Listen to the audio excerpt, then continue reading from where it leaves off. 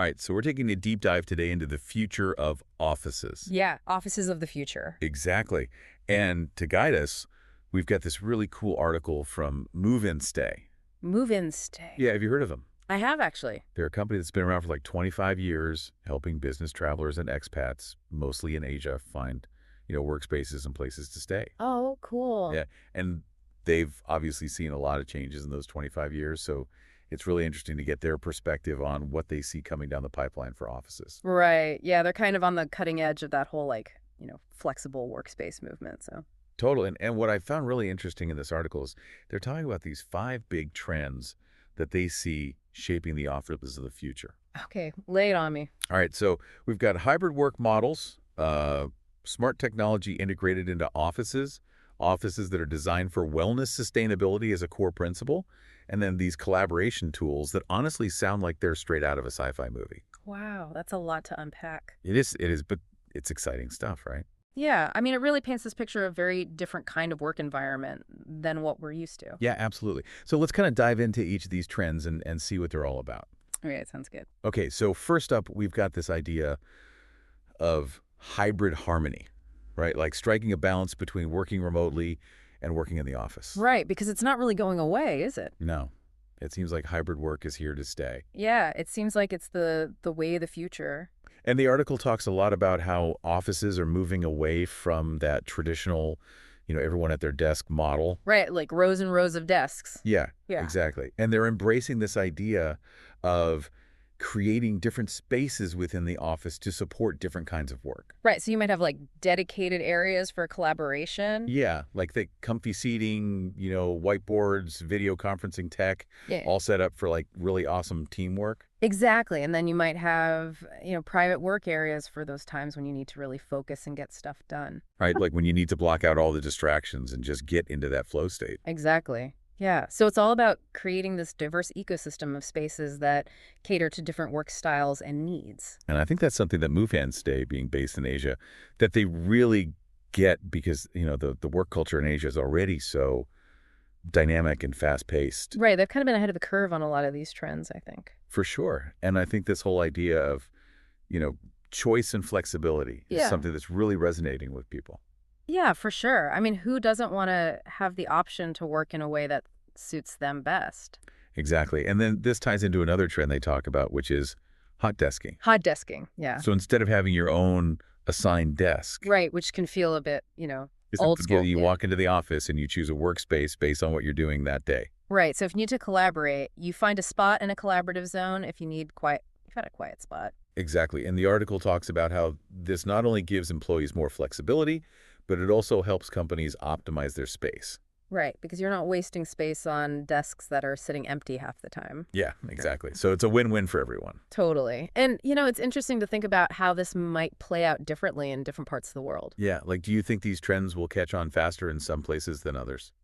I think so. Yeah. I mean, like we were saying, Asia is already pretty advanced in terms of flexible workspaces. So I could see these trends really taking off there. Yeah, I think they're already kind of ahead of the game in a lot of ways. And, it makes sense given how densely populated a lot of Asian cities are. Right, space is at a premium. So it makes sense to use it as efficiently as possible. Yeah, for sure. All right, so we've talked about hybrid work and hot desking. The future is flexible. It really is. But what about this idea of offices get smart? Okay, so we're talking more than just, fancy coffee machines here. Way more. All right, this is about integrating AI and the Internet of Things into the office environment. So basically, our offices are becoming like these intelligent beings. In a way, yeah. I mean, think about it. IoT sensors can monitor everything from room temperature to desk usage, and then AI can use that data to adjust lighting temperature, even resource allocation. It's like having a super efficient office manager who never sleeps. Right. Constantly working behind the scenes to make things run smoothly. And I love that the article points out how this can create more personalized and intuitive work experience. Right. So imagine walking into a meeting room and the lights automatically adjust to your preferred brightness. Oh, and the temperature is just how you like it. And the presentation you need is already queued up on the screen. And maybe it even knows to order more coffee because it's noticed that your team meetings always run long. Exactly. It's like the office knows you better than you know yourself. That's a little creepy, but also kind of cool. Right. I mean, it's all about making your work life easier and more productive. Yeah, and I think that's a key point because sometimes people hear about AI and they get worried that it's going to replace their jobs. Right. Like the robots are coming. But really, it's about using AI to augment our capabilities. Exactly. To free us up from the mundane tasks so we can focus on the things that require human creativity and ingenuity. Totally. And the article also talks about how AI can help optimize space utilization. Oh, right, which is huge. Yeah, like let's say data shows that a particular meeting room is rarely used during certain hours. AI could automatically convert it into a quiet zone for focused work. Right, so you're maximizing the use of every square foot, Exactly. It's all about making the office as efficient and adaptable as possible. which is especially important in today's world where things are changing so rapidly. Yeah, absolutely. All right, so we've covered hybrid work, hot desking, smart offices. It's a lot to take in. We're just getting started. I know, but it's exciting stuff, right? Like who wouldn't want to work in an office that's, tailored to their needs and constantly evolving? Right, it's like the office of the future is finally catching up to the way we actually work. Totally. And speaking of tailoring the office to our needs, the article also talks about how wellness takes center stage in these offices of the future. Wellness, yeah, that's a big one. Yeah, and it makes sense, right? Because if we're spending so much of our lives at work, we want to be in an environment that supports our well-being. Right. It's not just about productivity anymore. It's about creating a workspace that's healthy and inspiring. Exactly. And the article talks about how companies are investing in designs that prioritize both physical and mental health. Right. So we're talking more than just ergonomic chairs and standing desks. Oh, yeah, this goes way beyond that. They're talking about incorporating elements of nature into the workspace. Like plants and natural light. Exactly. This is called biophilic design. Biophilic design. Okay, I like that. And it's not just about aesthetics. There's actually a lot of research that shows that exposure to nature can reduce stress, boost creativity, and improve focus. Yeah, I know. I always feel more energized after spending some time outdoors. Right, and some offices are even going so far as to incorporate things like rooftop gardens or living walls. Oh, wow. So it's like bringing the outdoors in. Exactly. And then in addition to biophilic design, they're also talking about incorporating wellness amenities like meditation rooms, fitness centers, even nap pods. Wait, map pods? Yeah, like those futuristic sleeping pods you see in sci-fi movies. Are those actually a thing? They're becoming more and more common, especially in companies that are really prioritizing employee well-being. I mean, I guess it makes sense, right? Like a quick nap can sometimes be more beneficial than another cup of coffee. Exactly, especially if you've had a long day or a particularly intense project. Sign me up for a nap pod. And then for those who need a break from the constant stimulation of an open office environment. Yeah, open offices can be a bit much sometimes. They can be. There are also quiet zones and dedicated meditation spaces. Oh, so you can just escape the noise and distractions. Right. Dim the lights, maybe listen to some calming music or nature sounds. I can already feel my stress level dropping just thinking about it. It's all about creating a workspace that supports a holistic approach to well-being. And I think that's so important because our work lives and our personal lives are so intertwined these days.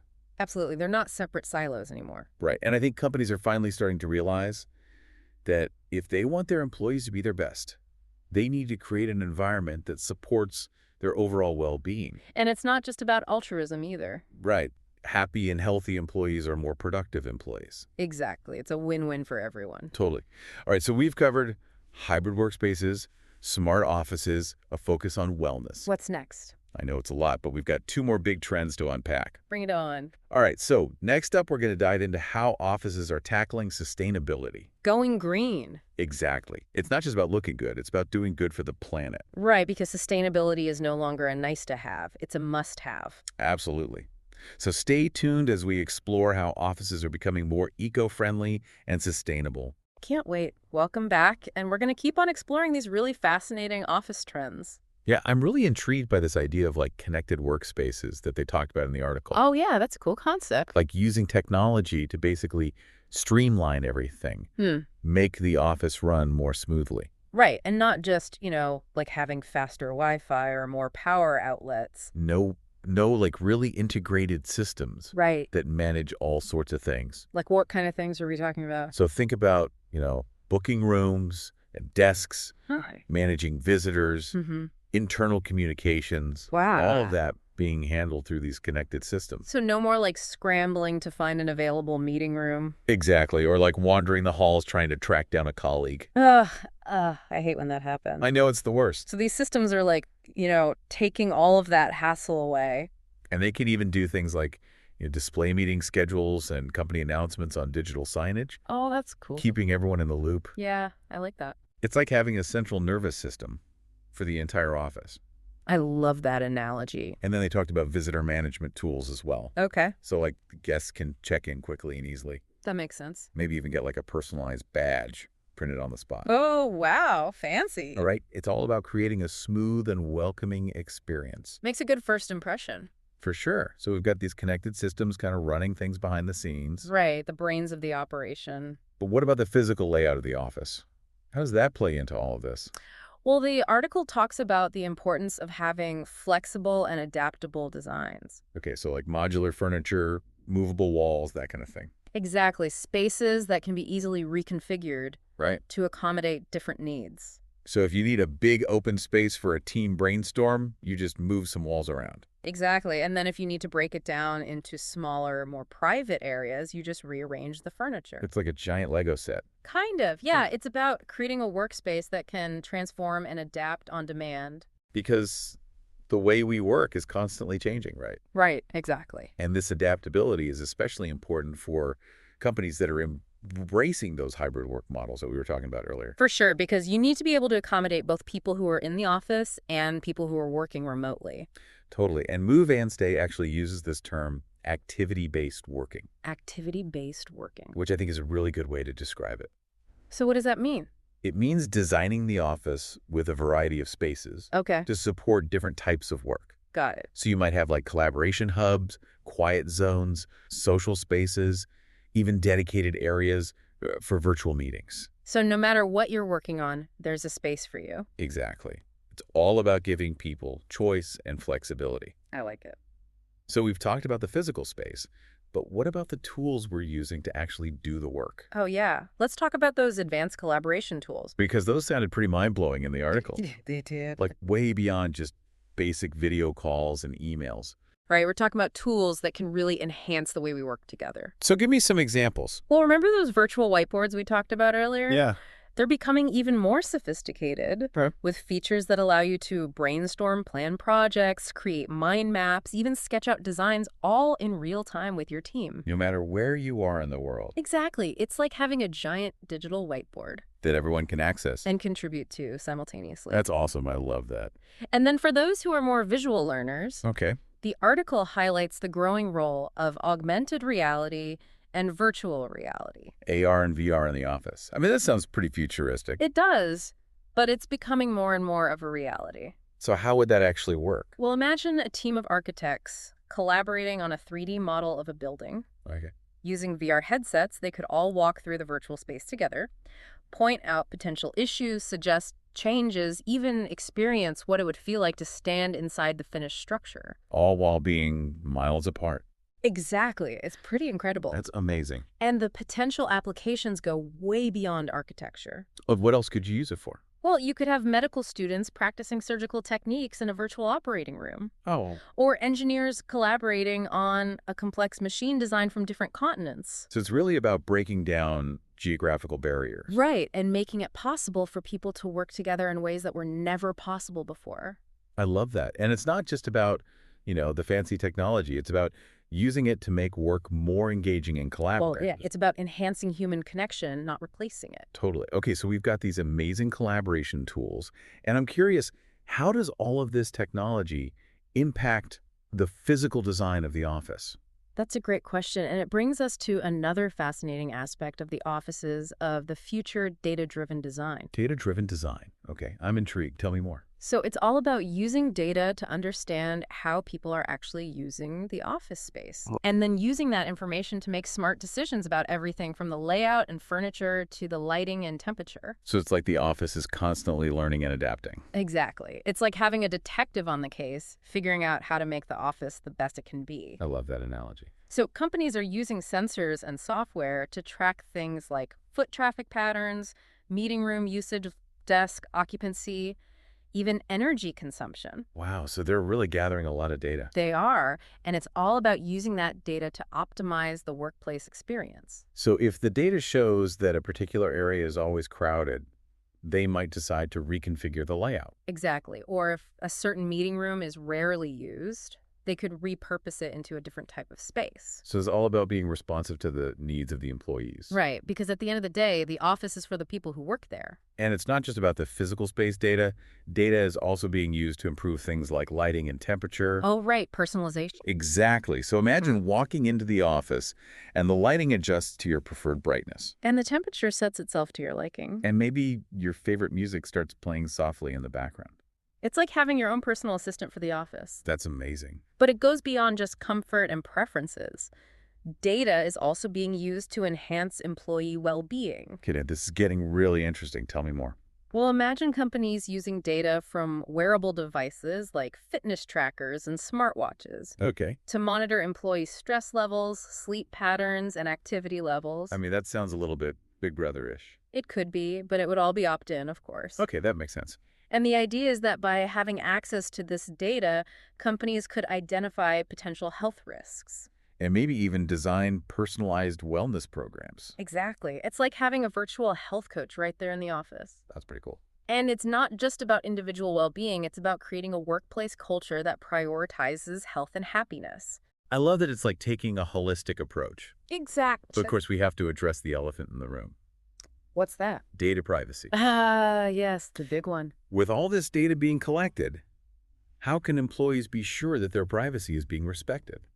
That's a really important question, and it's something that companies are taking very seriously. Because it's not just about collecting data, it's about using it responsibly and ethically. Exactly. Transparency is crucial. Right. Employees need to know what data is being collected, how it's being used, and what steps are being taken to protect their privacy. And many companies are going above and beyond simply complying with privacy regulations. Okay, so what are they doing? They're implementing privacy-enhancing technologies like data anonymization and encryption.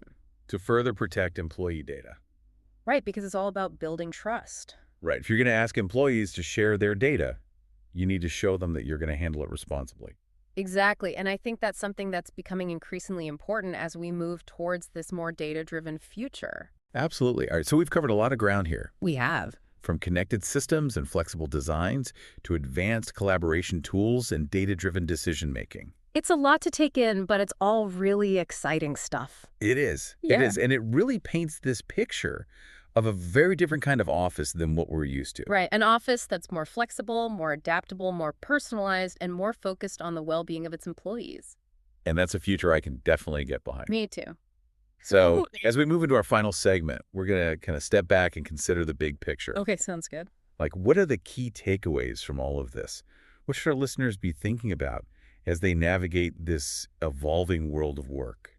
I'm ready to wrap it all up. Me too. Let's Yeah. do it.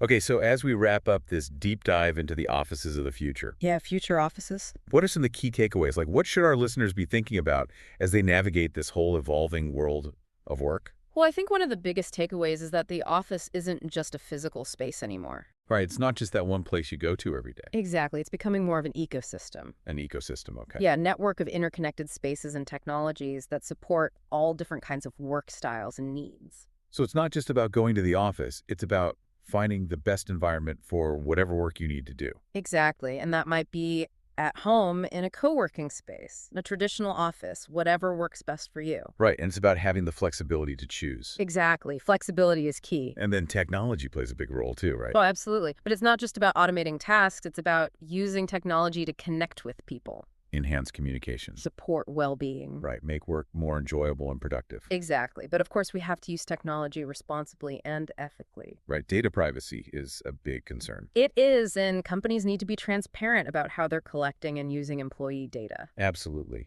So as we look ahead to this future of work, what advice would you give to our listeners? Well, I think the most important thing is to stay curious and adaptable. Okay.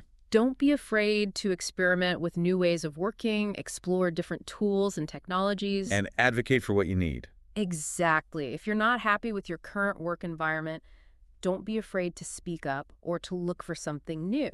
Because at the end of the day, it's about finding what works best for you.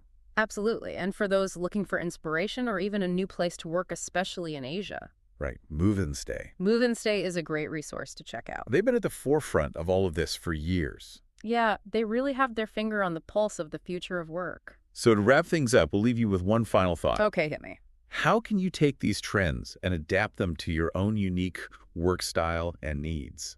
That's a great question to ponder. Yeah, like what aspects of these offices of the future really resonate with you? Is it the flexibility, the technology, the focus on well-being?